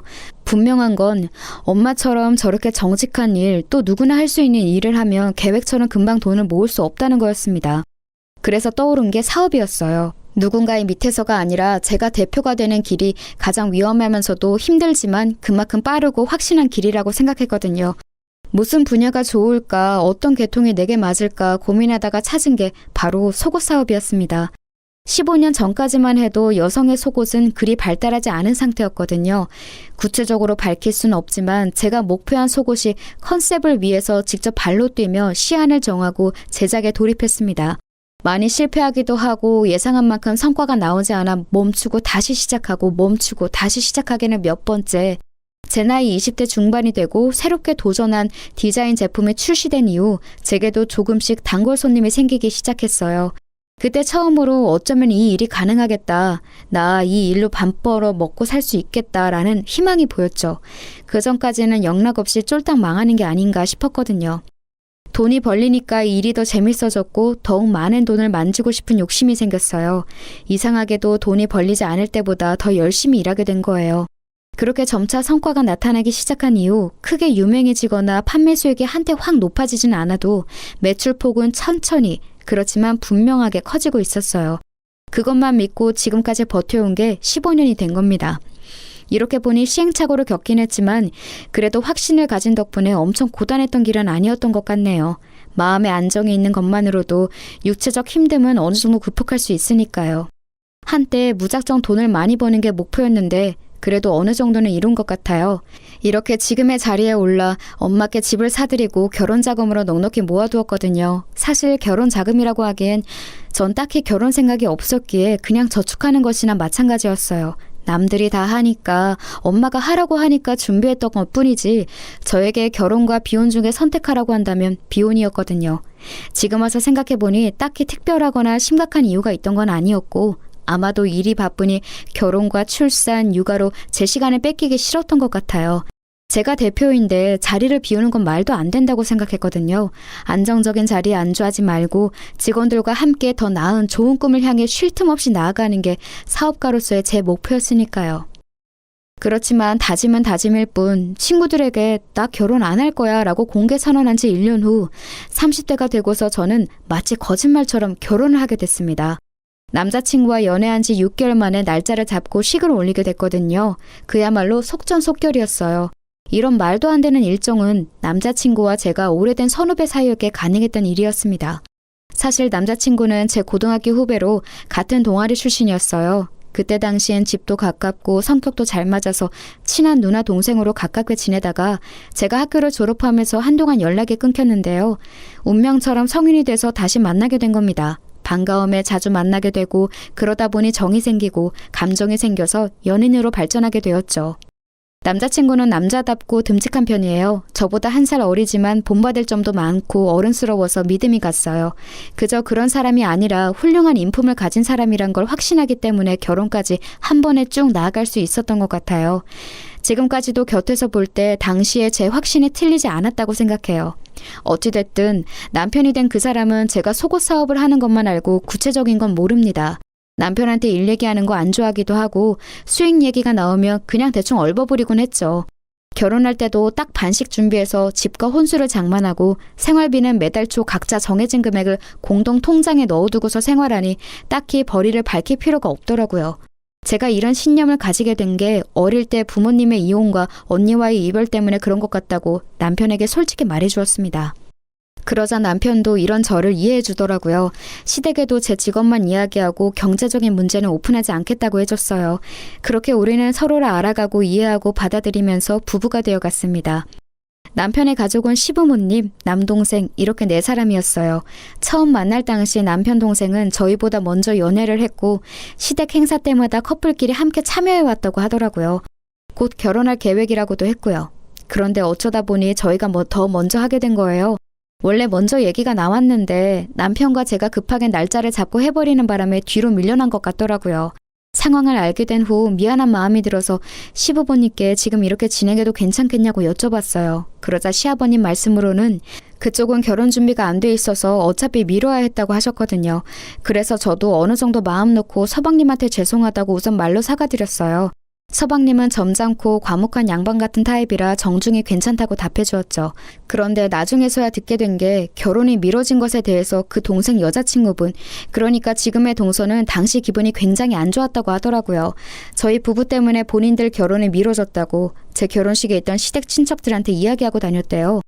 꼭 그 해 하고 싶었는데 못해서 김이 샜다는 둥, 제가 가로챘다는 둥, 뭐 그런 식으로 말하고 다녔더라고요. 그렇게 생각했다면 미안하긴 한데요. 서방님네는 어차피 금전적으로도 조금 더 여유가 필요했고 당시 저희가 먼저 하는 것에 대해서도 양해를 충분히 구했다고 생각해서 좀 당황스럽긴 하더라고요. 남편도 왜 그렇게 말하는지 이유를 모르겠다고 했고요. 어머님 말씀처럼 곧바로 할 수 없을 정도의 상황이었던 거죠. 그 얘기를 들었을 때부터 제 마음속엔 동서에 대한 작은 반감이 생겼습니다. 아다르고 어다르다고 속상한 마음을 그런 식으로 이야기한 게 제 입장에선 좀 이해가 안 가서요. 그쪽은 가족 모임 때마다 꼬박꼬박 참석하는 편이니 얼굴 안 볼 사이도 아닌데 말이죠. 그래서 당시 결혼 후에 동서를 다시 만나게 됐을 때 최대한 웃으면서 말을 했어요. 아직 식은 안 올렸지만 동서라고 불러도 되죠? 우리가 먼저 식 올린 것에 대해 많이 속상해하는 것 같아서 저도 마음이 좀 걸리네요. 그런 생각이 있었다면 먼저 우리한테 말해줘도 됐을 텐데 그땐 별말 없이 지나갔는데 이제 와서 자꾸 안 좋은 말이 퍼지니까 그건 또 그거 나름대로 곤란하더라고요. 제 말이 무슨 뜻인지 알죠? 곧 가족이 될 사이인데 괜히 얼굴 붉히를 만들고 싶지 않으니 서로 조심하자는 뜻으로 이렇게 말씀드려봐요. 아, 기분이 안 좋으셨구나. 그건 죄송해요. 그런데 저도 속이 오죽 답답했으면 그랬겠어요? 제가 원래 감정 상하는 걸 못 감추거든요. 이해하세요. 그리고 가족들 사이는 맞는데 아직 가족은 아니니까 최대한 남처럼 불편하게 대해주세요. 벌써부터 친척 간의 위계 질서에 시달리고 싶진 않아서. 저 싸늘한 말을 툭 던지고서 제게 눈길도 안 주고 뒤돌아서 가는데 순간 내가 뭘 잘못했나 싶어서 방금 전엔 대화를 곱씹어 보았어요. 그런데도 왜 그런지 알 수 없었어요. 저렇게 날이 선체로 말하는 이유를. 아니, 애초에 제가 무슨 악감정이 있는 건지를 모르겠더라고요. 당장 쫓아가 방금 무슨 뜻이냐고 묻고 싶었는데 거실에 어른들이 계셔서 묻지 못했어요. 그날 속이 답답해서 잠이 안 오더군요. 남편한테 얘기해볼까 했지만 이건 저랑 동서 문제 같아서 따로 말하진 않았습니다. 6개월 뒤 해가 바뀌고 서방님도 결혼을 하게 됐어요. 결혼하고 싶다고 노래를 부르면서 집도 없고 그쪽도 혼수를 해올 돈이 없다 해서 전부 다 시부모님이 도와주셨죠. 건네들으니 동선의 가족 쪽에선 애초에 무조건 돈 없다고 모든 걸 시댁에서 부담하길 바랐다고 하더라고요. 전 또 동서가 하도 돈돈거리면서 본인은 경제적으로 여유로운 것처럼 이야기하기에 좋은 배경이라도 가진 줄 알았거든요. 개인 가정사로 추하게 욕하고 싶은 마음 없지만 동서 일이라고 하니까 왠지 저도 더 예민하게 받아들여지더라고요. 그런 상황 속에서 서방님은 결혼을 하게 되었고 미우나 고우나 동서는 결국 저와 가족이 되었습니다. 동서가 결혼식을 올린 뒤 시부모님의 주도로 저희는 시댁 식구들 다 같이 여행을 가게 됐어요. 시아버님이 5년 전 다리를 다치셨는데 그 뒤로 한 번도 여행을 못 가보셨다고 하더라고요. 그래서 오랜만에 바람도 쐴 겸 1박 2일로 다 함께 여행을 가게 된 거예요. 사는 곳과 멀지는 않지만 자연 경관이 아름다운 지역이어서 저희 다 기분 좋게 떠났어요. 시부모님이 계셔서 그런지 동서와 그렇게 부딪히지도 않았습니다. 서로 말을 하지 않으면 사이가 좋았거든요. 그렇게 종일 나름 즐겁게 보내고서 저녁 식사 때 다 같이 반주를 했습니다. 그런데 동서가 기분이 한껏 좋았는지 연신 술을 들이키더라고요. 그렇게 안 생겼는데 엄청난 주당이라고 하더군요.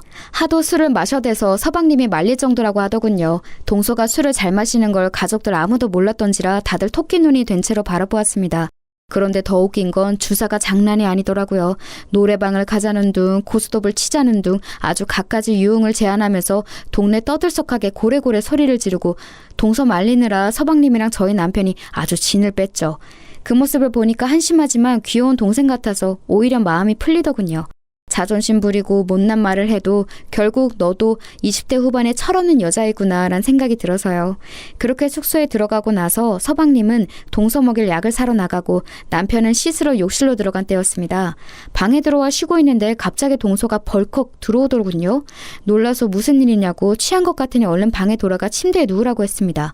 그러자 인사불성이 된 건지 뭔지 저에게 사태질을 하면서 말하더군요. 형님, 제가 형님 별로 안 좋아하는 거 알죠? 이유 알고 있어요? 전 그냥 별거 없는 허울뿐인 사람들이 싫어요. 별거 없으면서 무게 잡고 가진 거 없으면서 좋은 차 타고 형님처럼 실수 없이 허울만 그럴싸하게 꾸민 사람들이 싫다고요. 어머님한테 들었는데 형님 속옷 장사한다면서요? 그거로 몇 푼이나 번다고 그렇게 뻗대는 거예요?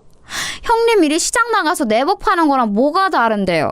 그런 주제에 자꾸 어린 척 가르치려 하고 있는 척하고 그 꼴 저는 보기 싫다고요. 동서의 말은 다소 충격적이었습니다. 한껏 애교를 부리며 봐줄 수 있을 정도로 주사를 부리던 동서가 갑자기 저에게 세상 차가운 표정으로 저런 말을 내뱉으니 소름이 돋더군요.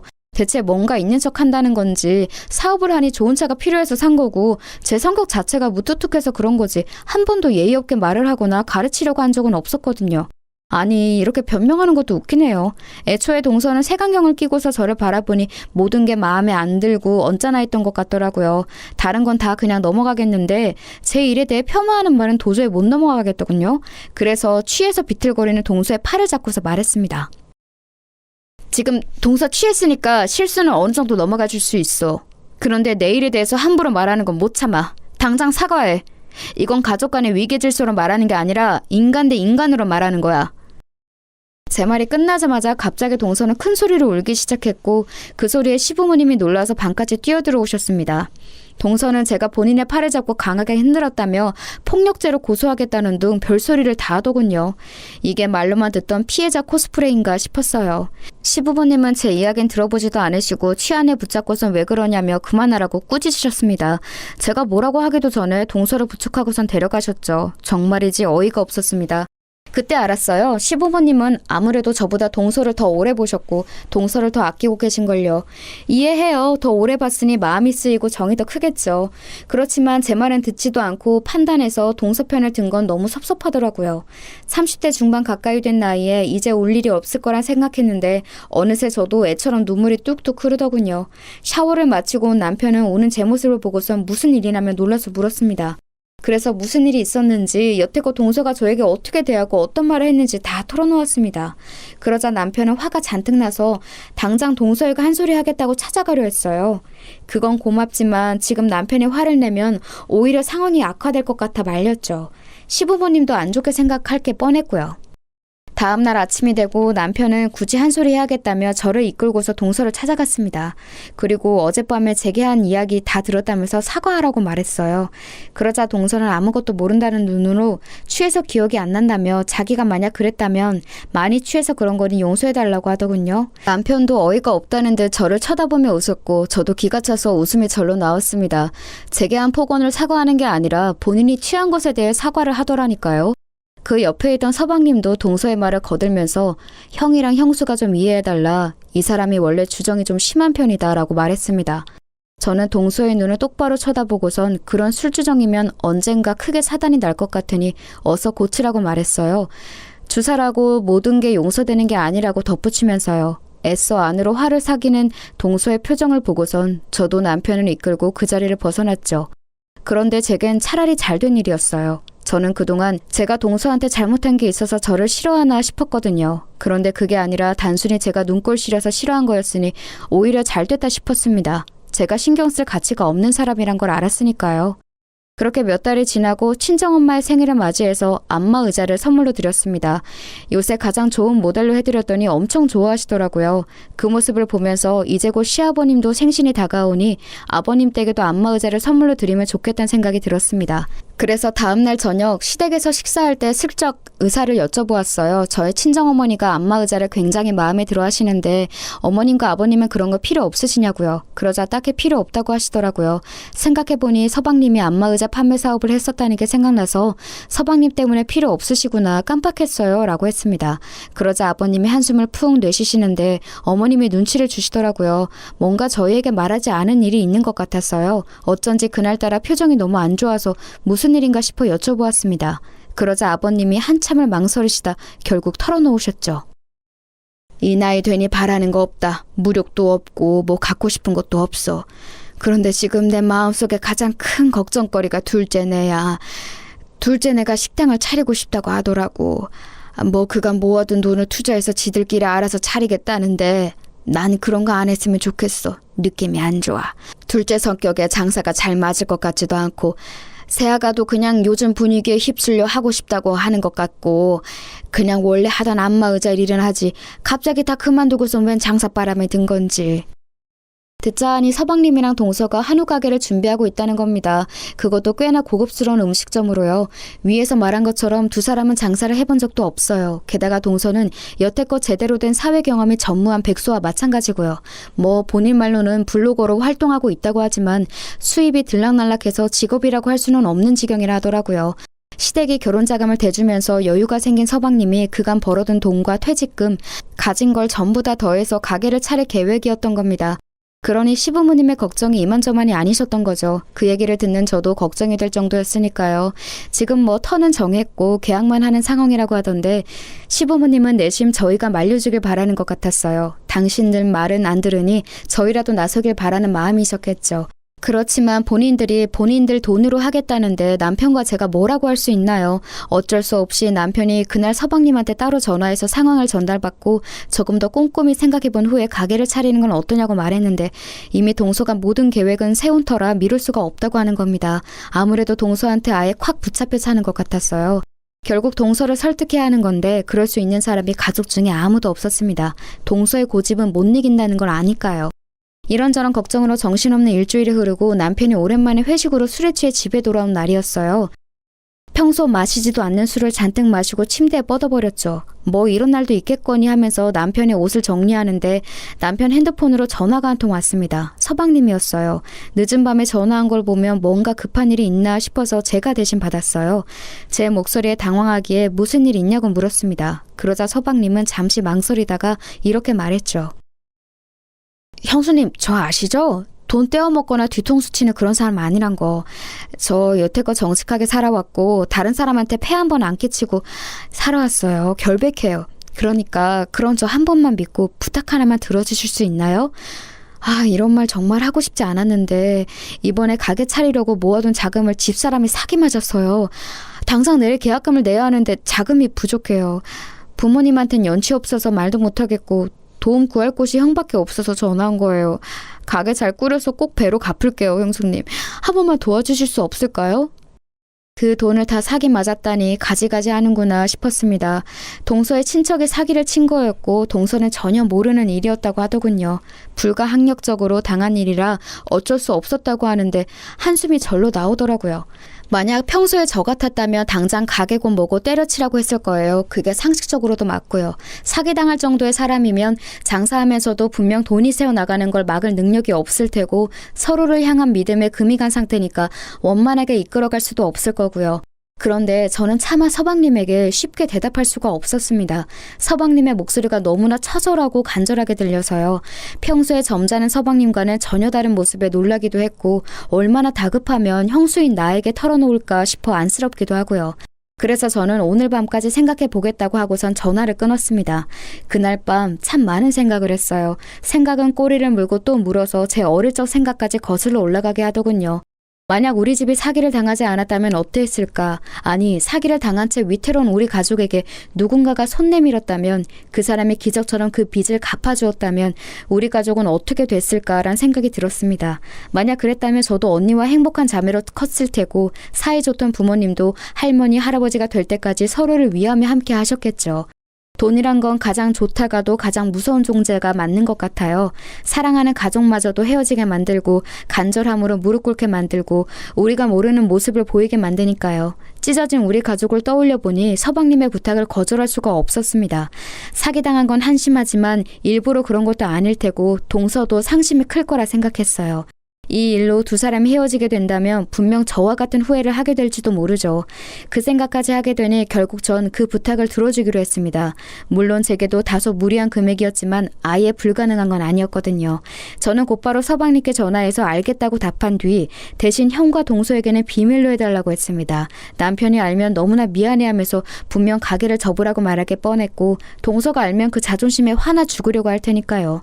이에 서방님은 너무나 좋아하면서 감사하다고 수십 번 인사했습니다. 제 돈이니 우선 가게 명의는 제 이름으로 하겠다고 말하더군요. 자기가 사장이 아니라 매니저로서 고용된 거로 하고 꼭 성공시키겠다고 약속했습니다. 저도 뭐 나쁠 거 없으니 알겠다고 했고요. 어쩌다 보니 비밀 사장이 된 거죠.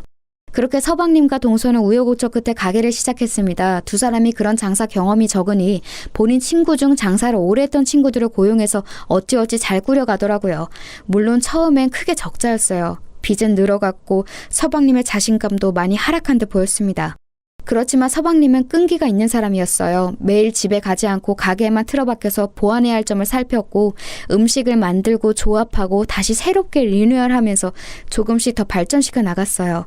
이따금씩 남편과 함께 가게를 찾아가면 여지없이 서방님 혼자 어두운 가게에 남아 공부를 하고 있더라고요. 남편은 서방님이 너무 고생한다며 갈 때마다 용돈을 쥐어주곤 했는데 그럴 때만 서방님은 제 눈치를 많이 보았어요. 그 모습이 왜 그렇게 친동생처럼 안쓰럽고 마음이 쓰였는지 가게가 적자인 거 뻔히 아는데 서방님은 매주 5만 원, 10만 원, 15만 원씩 꼬박꼬박 제 통장에 입금하며 고맙다는 말을 전했습니다. 이러지 않아도 된다고 나중에 여유 생기면 달라고도 말했는데 도통 제 말을 듣지 않더라고요. 어차피 이 가게의 실질적 주인은 저고 이 돈도 제 돈이니 이렇게라도 전하는 게 본인 마음이 편하다고 하면서요.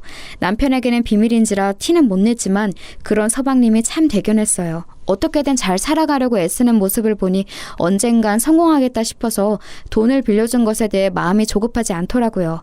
시간은 다소 걸리겠지만 나중에라도 다 갚긴 하겠다 싶어서요. 은혜를 잊고 살지만 않으며 그걸로 이자는 충분할 거라 생각했습니다. 서방님의 간절한 기도를 들어주신 건지 제 돈이 하루빨리 되돌아올 운명이었던 건지 가게가 점점 잘 풀리기 시작했어요. 입소문이 났는지 젊은 사람도 많이 찾기 시작했고 단골들이 꽤 생겨서 고정 수입도 생겼다고 하더라고요. 늘 어두컴컴한 낯빛으로 여린 미소만 짓던 서방님의 얼굴에도 점차 생기가 생겼습니다.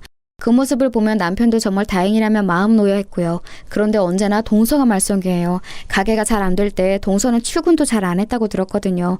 그렇다고 별 일이 있는 것도 아니고 그냥 집에서 늘 누워 있었다는데 이해가 되시나요?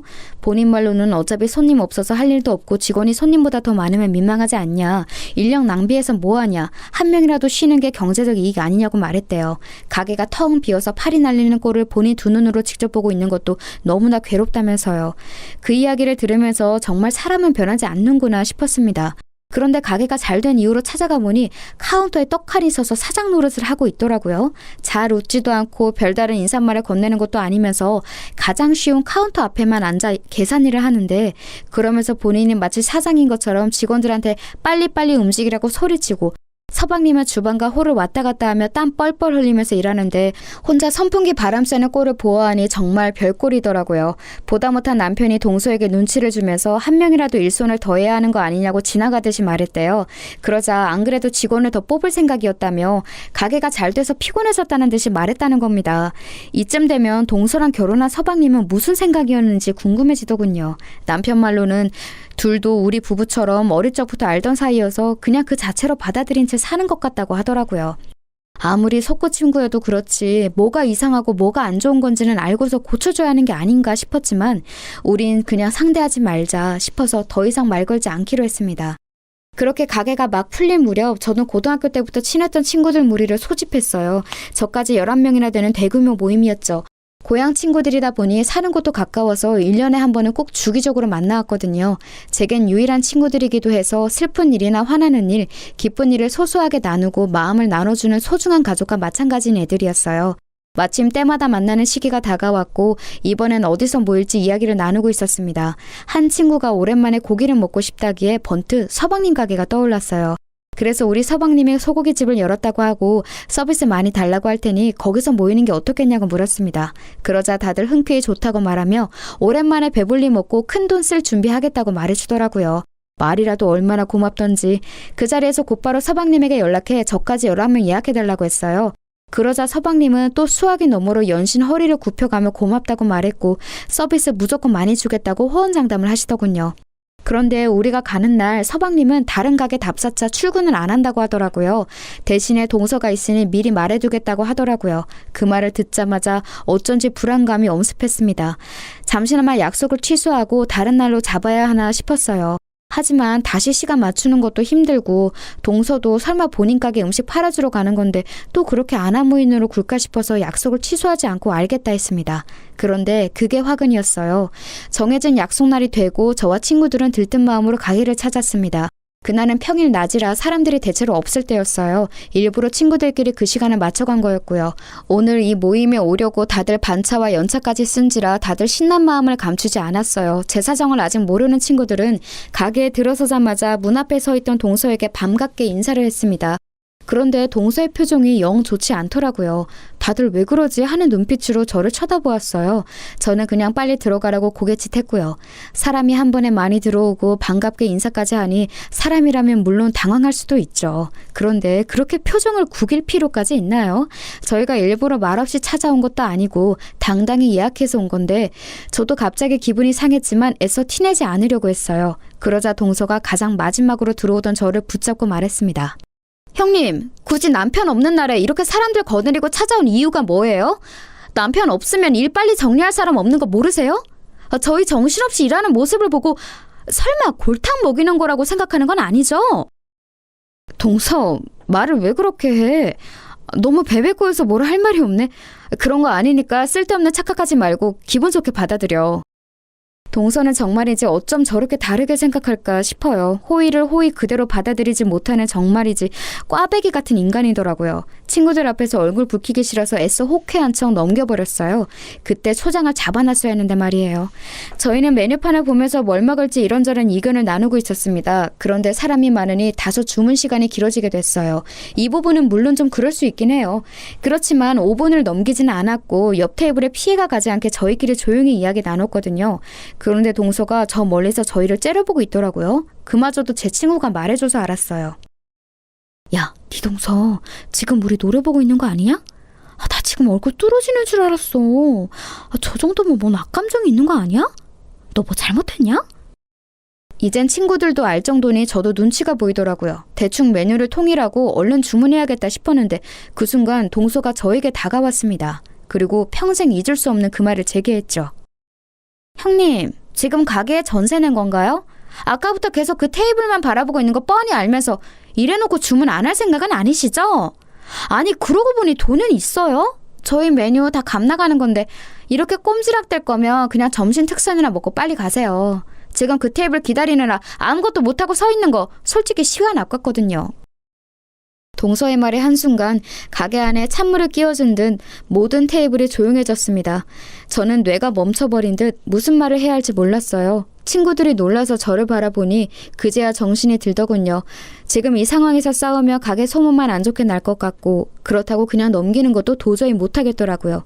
그래서 생각해낸 게 메뉴는 손님이 정해야지 직원 주제에 그렇게 함부로 떠들어도 돼요?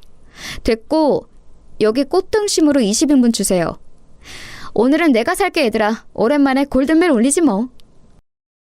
그래지. 얘 여기서 돈 제일 잘 버는 패션몰 사장님인데 우리도 얻어먹어보자. 가게 서비스가 엉망이라서 당장이라도 나가고 싶은 거 꾹 참을 테니까 여기 음식이라도 잘 주세요 아주머니. 제 의도를 알아차린 친구 한 명이 곧바로 저를 지원사격해줘서 속이 뻥 뚫리는 기분이었어요. 저와 제 친구 말에 동서의 표정은 곧바로 어두워졌고 친구들은 그 자리에서 크게 박장대소했죠. 동서는 또다시 카운터로 돌아갔고 다른 직원들에 의해 아주 거하게 대접받았습니다. 서비스를 많이 주겠다는 서방님의 말은 사실이었는지 뭔 별의별 음식이 줄기차게 나오더군요. 큰돈 써서 속이 좀 쓰리긴 했지만 그보다 더 많은 걸 대접받아서 기분은 좋았습니다. 친구들에게 이렇게 쓴 것도 처음이니 그거대로 유의미하다고 생각했고요. 식사를 다 마친 뒤 친구들을 가게 밖으로 내보내고 저는 동서에게 카드를 내밀었습니다. 동서는 저를 보고 비웃음조로 이렇게 말하더군요. 저희 가게 생각해서 찾아와 주신 거 감사해요 형님. 덕분에 형님이 크게 쏘신 돈 제 주머니 안으로 잘 들어왔어요. 잘 쓸게요. 다음부터는 굳이 안 찾아와 주셔도 되고요. 네 주머니라고? 뭔가 착각한 거 아니야? 내 주머니겠지. 뭔 소리예요 그게? 동서 사기당해서 가게 자금 다 날렸다며? 그건 메꿔준 게 나야. 네 말처럼 시장에서 내복 판 돈으로 도와준 건데 어때? 그래서 이 가게는 내 명의로 되어 있고 정확히 말하면 내가 사장이고 여기 모든 돈은 내 돈이란 뜻이지. 서방님과 내가 이미 다 정리한 일들이야. 그래서 말인데 내가 사장으로서 하는 가장 첫 번째 일을 지금 해보려고. 너 여기서 해고야. 내 가게에서 나가. 지금 네가 여기서 나가지 않으면 난 당장 내일부터 서방님과 너 여기 모든 직원들 다 해고할 거야.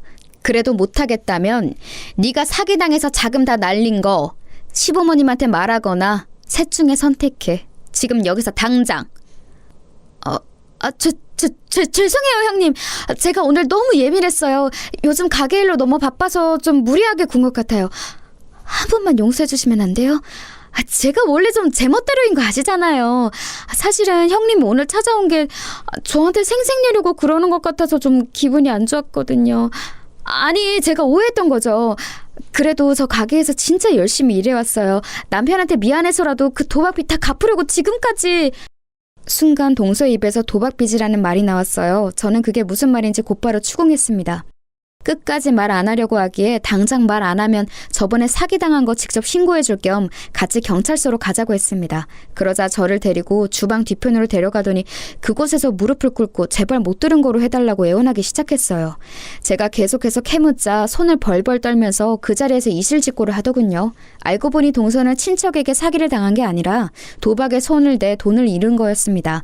무려 가게 자본 전부를요. 대체 무슨 생각으로 서방님이 평생을 모은 그 돈으로 도박을 한 거냐고 물으니 자기는 잃을 줄 몰랐다고 하대요. 몇 배로 불려오면 장사가 잘 안 돼도 상관없을 테니까 조금이라도 더 여유롭게 하고 싶어서 손을 댄 거래요. 도박에 빠진 다른 친구가 돈을 따는 모습을 보고 별로 어려운 일도 아닌 것 같았다면서요. 그런데 처음에 돈을 잃고 나서 그 돈을 메꾸려고 남의 돈을 일부러 넣었고 그마저도 1차 다시 원상복구하려 돈을 넣고 잃고 다시 넣고 잃고 그 과정을 반복하다가 일주일 만에 억소리 나게 잃은 겁니다. 그래놓고 뻔뻔하게도 친척에게 사기를 당한 거라고 말하더군요. 기가 차서 웃음이 나왔습니다. 무슨 말을 해야 할지 몰라 어이없이 그냥 쳐다만 보는데 그걸 긍정적인 신호로 생각했는지 갑자기 일어나서 이렇게 말하더군요.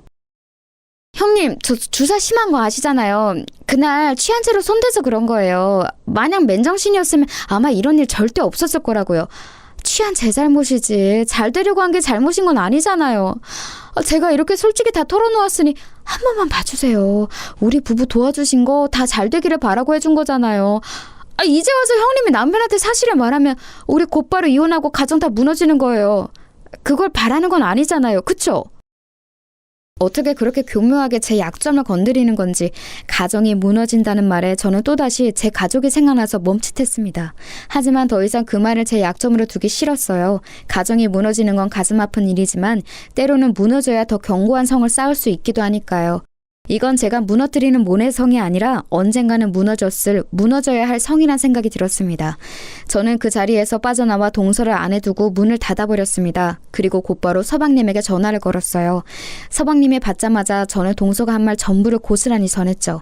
밖에 있는 동서가 이 얘기를 듣고 미친 듯이 문을 두드렸지만 저는 있는 힘껏 막았습니다. 더 이상 이 사람을 가족으로 받아들여선 안 되고 이문처럼 선을 그어야 한다는 생각으로 완강했거든요. 이 모든 이야기를 전해들은 서방님은 놀란 듯 잠깐 동안 말이 없다가 알겠다고 전화를 끊었죠. 저는 그 후에야 문을 열어주었고 동서는 미친 듯이 제 옷을 잡고 흔들면서 욕설을 퍼부었어요.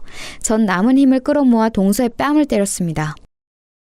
너 같은 인간이랑 함께 할 바엔 차라리 무너지는 게 나아. 서방님은 혼자서 다시 일어설 수 있는 사람이니까.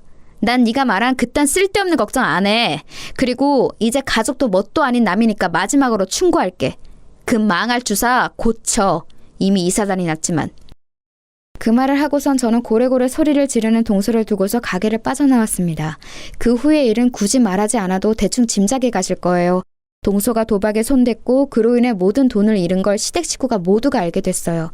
서방님이 모두가 모인 자리에서 이 사실을 밝혔고 동서와 이혼하겠다고 선언했거든요.